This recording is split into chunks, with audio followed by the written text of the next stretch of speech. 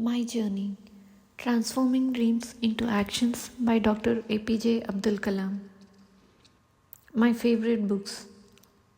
Whenever I talk to the youth anywhere in India, I am invariably asked one question: which are your favorite books?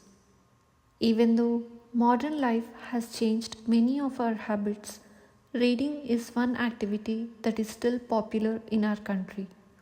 From newspapers and magazines to books, there is no dearth of reading matter available to us.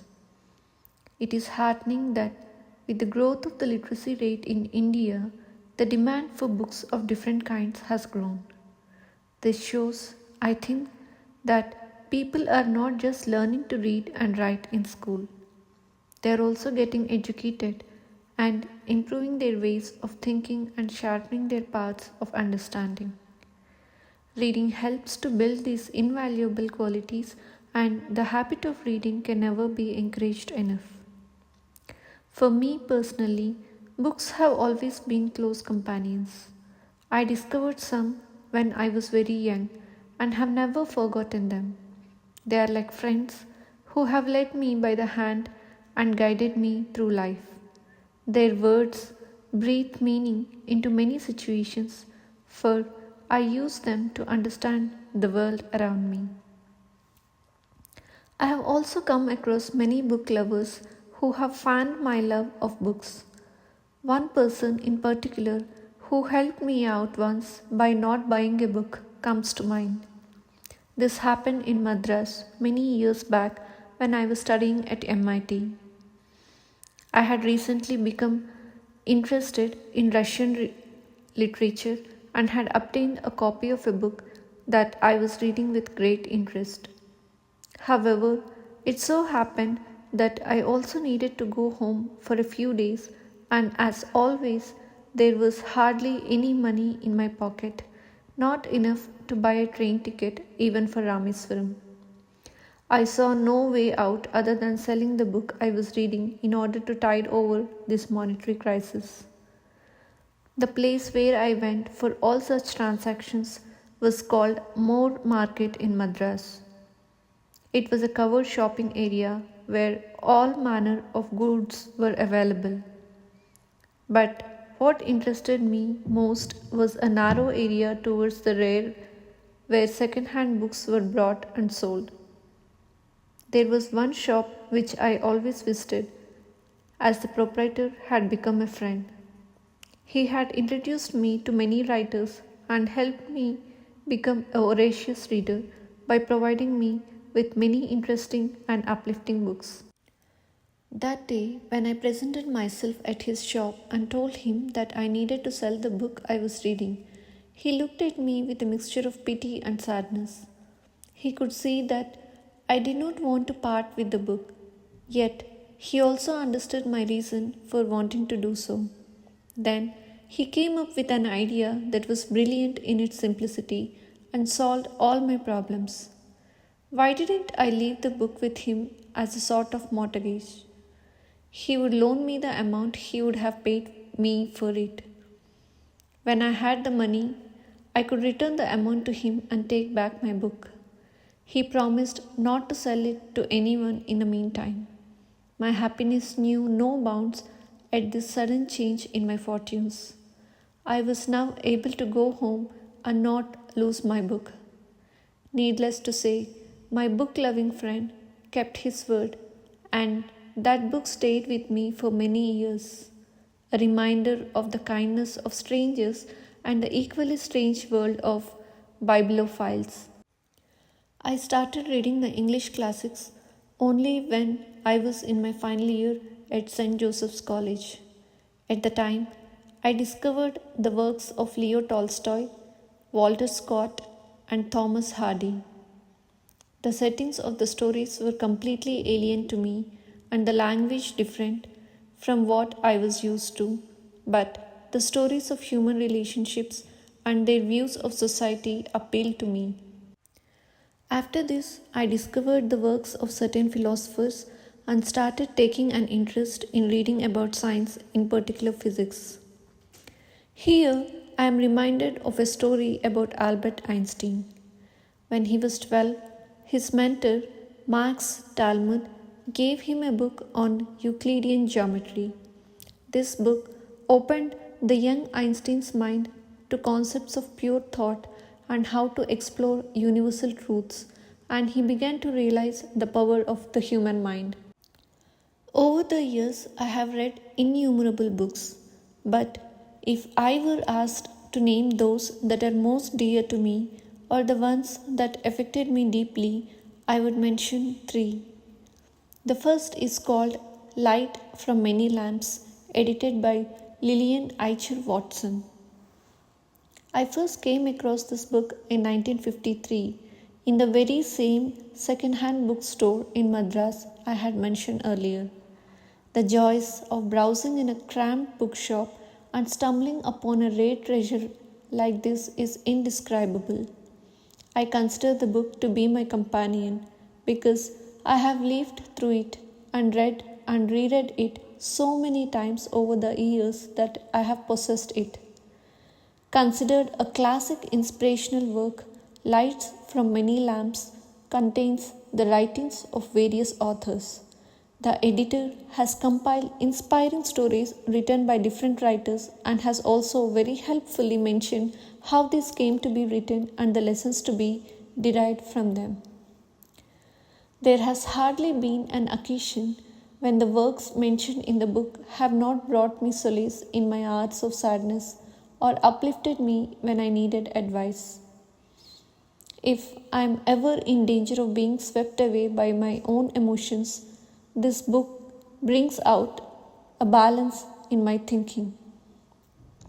My copy of the book has been bound and rebound so many times that I was delighted when a friend found a new edition and gifted it to me some years ago. The second work that has been influential in my thinking is the Tirukural, written by Thiruvalluvar more than 2000 years ago. It is a collection of 1330 rhyming Tamil couplets or aphorisms. This work talks about almost every aspect of life and is considered to be one of the most important pieces of work in Tamil literature. To me, it has provided a code of conduct for my life. It is a work that truly elevates the mind. Here is a kural that is particularly dear to my heart. Think of rising higher. Let it be your only thought. Even if your object be not attained, the thought itself will have raised you.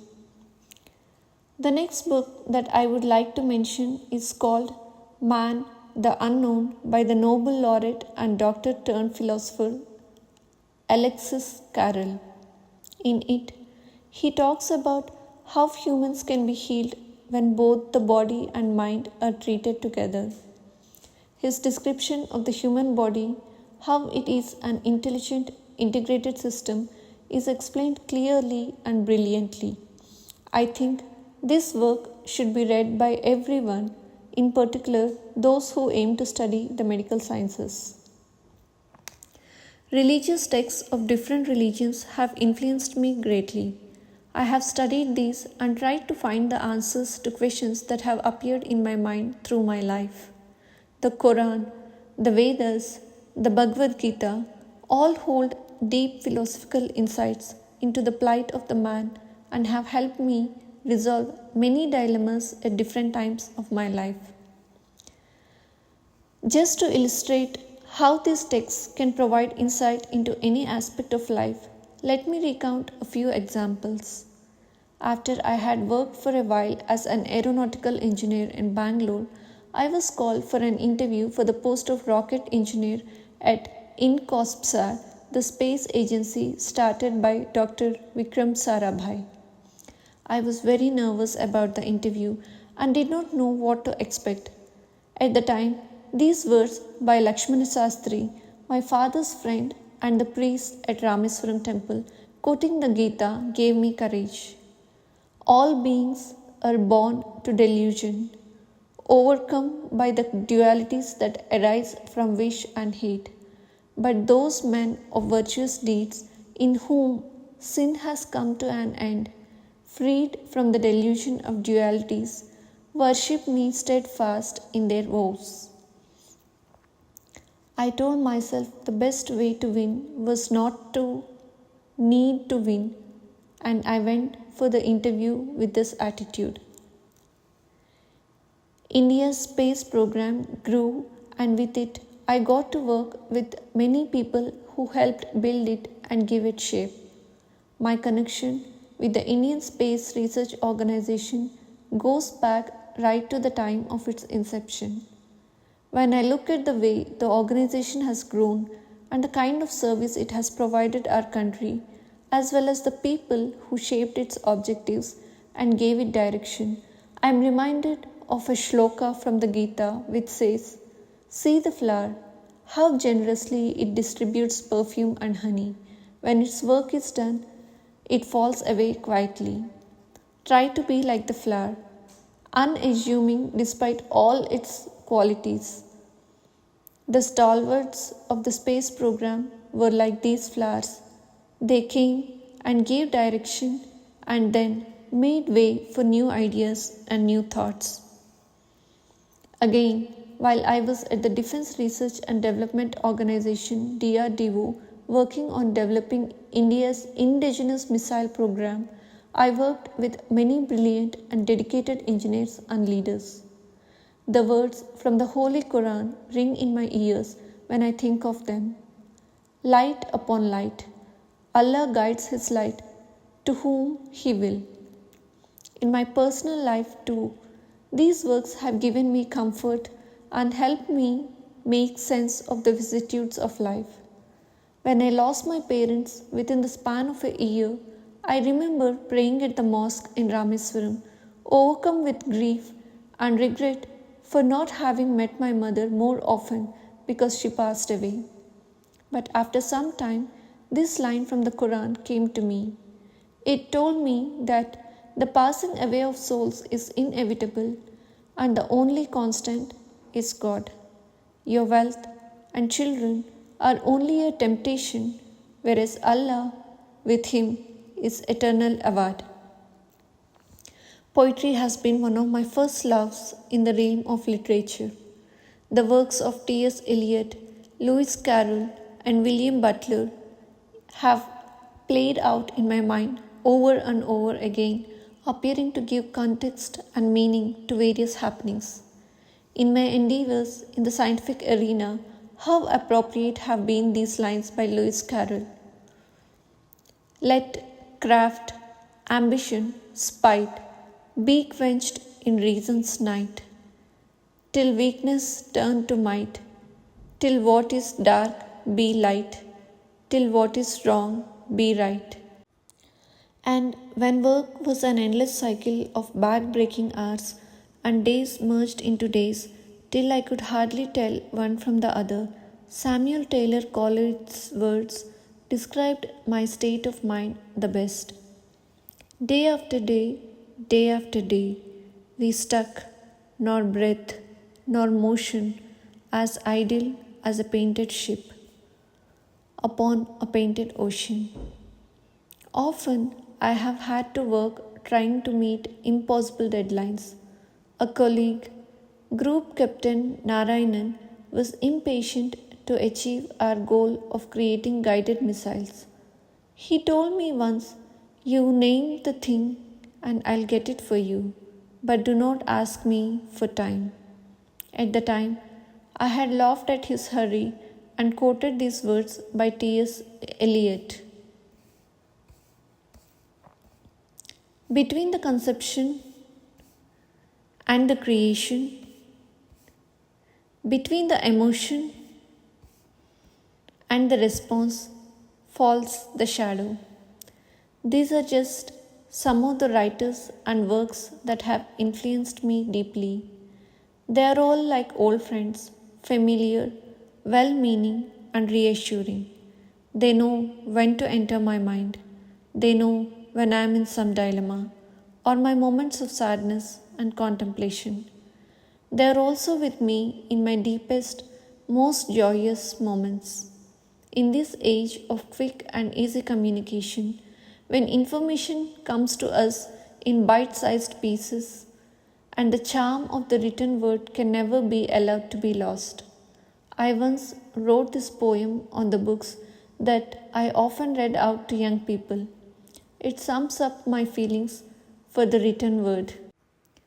Books were always my friends, last more than 50 years. Books gave me dreams. Dreams resulted in missions. Books helped me confidently take up the missions. Books gave me courage at the time of failures. Good books were for me angels, touched my heart gently at the time. Hence, I ask young friends to have books as friends. Books are your good friends.